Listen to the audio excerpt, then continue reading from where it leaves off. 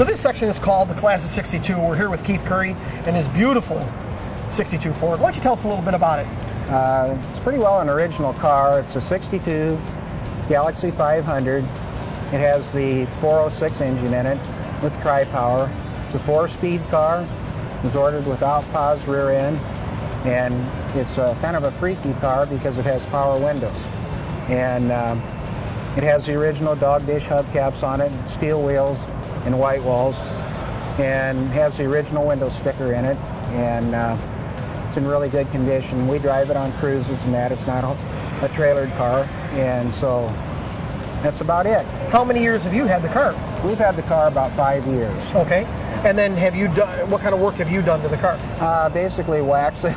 Really? And when we got the car, it had American torque thrust wheels on it, and we put the original rims back on, the Coker Firestone replacement tires, and the original dog dish hubcaps. Now, to have a car with posts and electric windows, that's got to be very, very weird. Yeah, right? The post cars are, to me, are really rare, and we have several other post cars, and there just seemed to be a little. Most of the people back then ordered the sedan, like the two-door hardtops, where this is a post car. But yeah, it's really a clean car.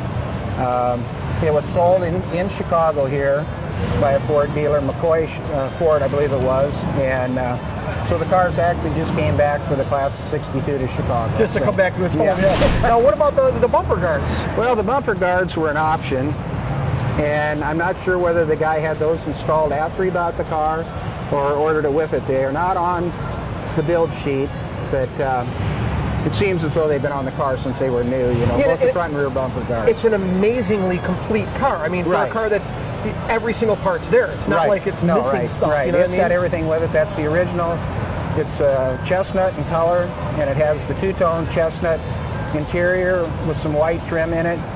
And other than that, in power windows, which we said earlier is really a rare option on this year. So. And probably just a pleasure to drive and a pleasure to own, I would imagine. It drives like a Cadillac and rides like a Cadillac. So we really love the car for the cruises and that. And you had said it's an open rear end. That surprises me. I mean, the thing makes power. You can't move your left foot off the clutch without it burning the one tire. I can't imagine it either. You know why they wouldn't, but that's the way it was. You know, and that's the way we've left it. You know, so like you say, it'll burn the hell out of one tire. And what gear is in it then? As far as we put a higher gear ratio in it for cruising, you know, so it's about a 352 or so, you know, 9-inch rear end, the original rear end in it. Now, as far as the power plant goes, I mean, this motor was the baddest one of them all, back in the day. This is the 400 horse with tri-power. And how is it for drivability? Oh, it drives fine, eats a lot of gas, of course, but other than that, it performs fine and everything. It does not have power steering or power brakes, but it's a real easy car to drive. What kind of horsepower did this motor make? Well, probably right at 400 or a little over, you know. And as far as RPM band, were these low RPM motors, high RPM motors? They were fairly low. You know, naturally it's a big block, so it's a lower RPM motor than like you'd have in a 327 or a 352 Ford. So you're shifting this thing 6,000 RPM or something like that. Yeah, when you're really getting on it hard, you know, it's 6,000. Is this the manifold that the center carb does most of the driving, and then when you give it gas, it opens the outer? Yeah, it's got progressive linkage on it, so yeah, it runs basically, but still, like I say, it loves its gas. I'm sure it does. And do you have to run 93 octane in it? I imagine. No, not really. You know, we usually run a mid-grade fuel in it. You know, and we have no problems at all. You know. Okay. So. Very cool. It lopes a little, you know, but other than that, you know, it's meant to sound like it's something. Yeah.